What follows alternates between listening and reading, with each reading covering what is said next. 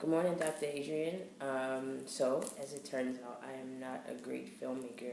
Um, Last night was a complete disaster, but I managed to get the part one and part two of my presentation to you somehow after working on it until about 2 in the morning. But then I realized that my video cut off at 20 minutes and 33 seconds. So the rest of my presentation is not on the part two of my presentation. So I'll have to do it again and break it down into the third part. And so hopefully these 9 minutes and a couple of seconds will not cut off. Hopefully, I don't know if it was the storage or my iPad or what, but sorry for the glaring sun in New York. So the part that it left off was the second social science perspective or component that you should possess in order to be a good intercultural communicator. And so that was knowledge. And so the book talks about establishing competence, and knowledge comes kind of as a two-part process. So there's self-knowledge, being aware of your weaknesses and strengths, and also being aware of the perceived, how your communication would be perceived. Being conscious of if it would be received well, if you're understood, if your language is not offensive, and things of that nature.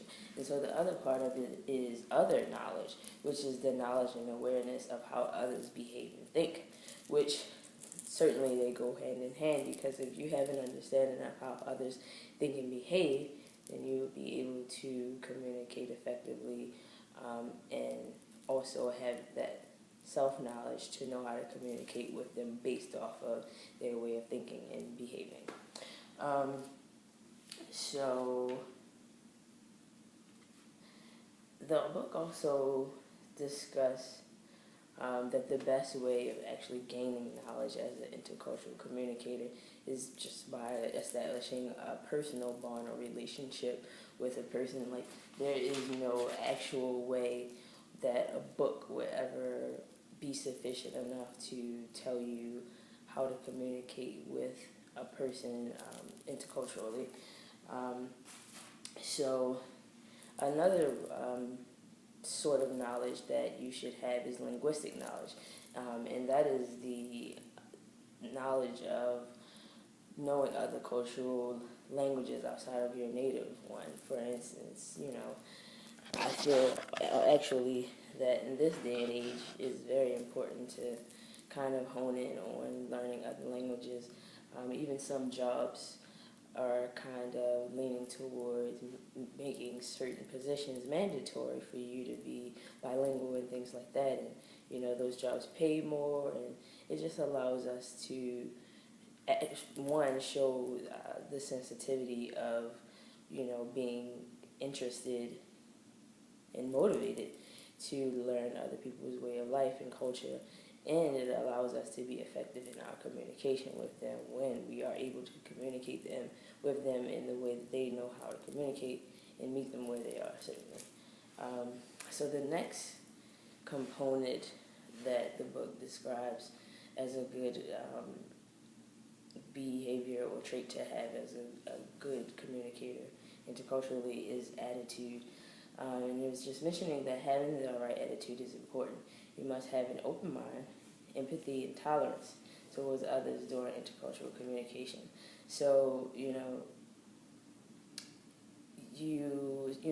so when I spoke earlier about how when we may come across people who have strong accents or language barriers, I've learned even personally that my tolerance, or my patience rather, for them and trying to make out what they're saying and give them the opportunity and space to help me understand them and things of that nature is not the longest or the strongest, which is certainly something, in reading this chapter that I've noticed is something I should certainly work on.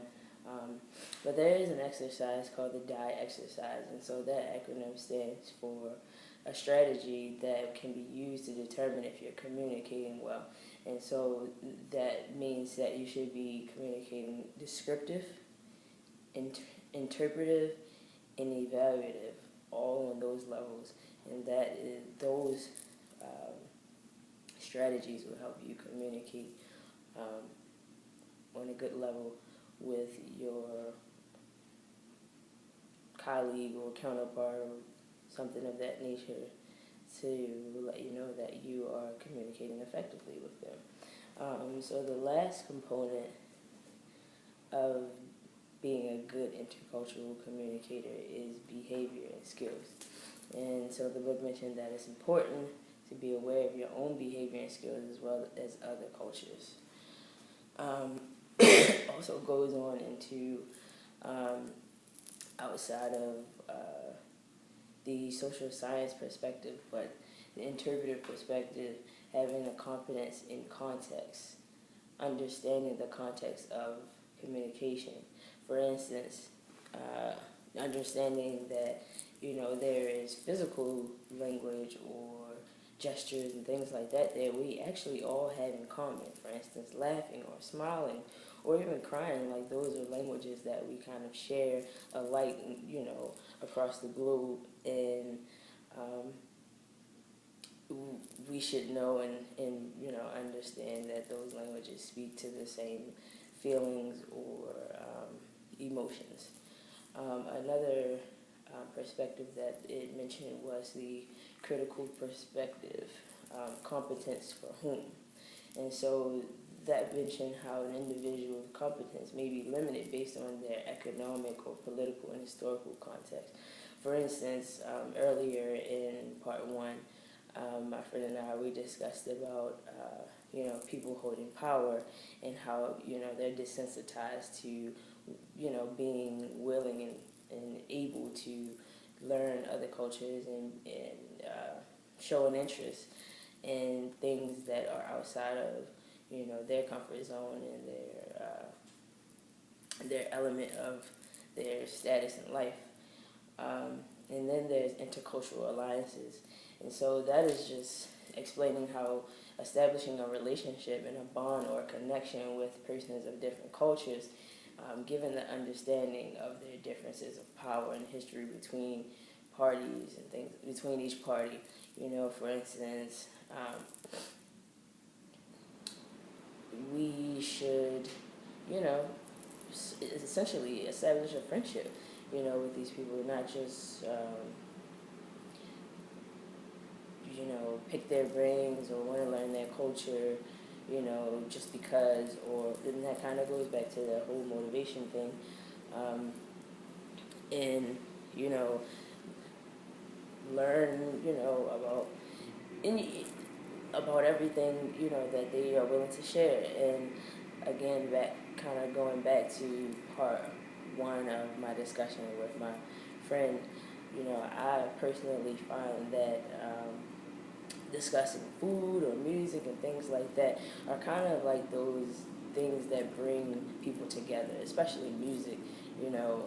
We wouldn't know about Ricky Martin or Selena or people like that if we weren't being brought together by music. And so that also helps us learn the language as well, learn Spanish and things of that nature. So I certainly think that, food and travel and music are certainly, personally, to me, ways to make it easier for us to be motivated, be interested, be intrigued by other cultures and things like that, especially living here in New York. There's so many foods that I would have never thought twice about trying. For instance, ramen is a big deal here. Halal food is a big deal. And, everyone kind of, embraces these cultures by way of food, by way of music and things like that. And so I certainly think that that is a helpful tip, just to start off in engaging in good intercultural communication. And that concludes my presentation once and for all. I truly apologize for the technical difficulties I've had in trying to get this over to you. But I do hope you enjoyed my presentation, and if you have any questions, please feel free to email me. Thank you.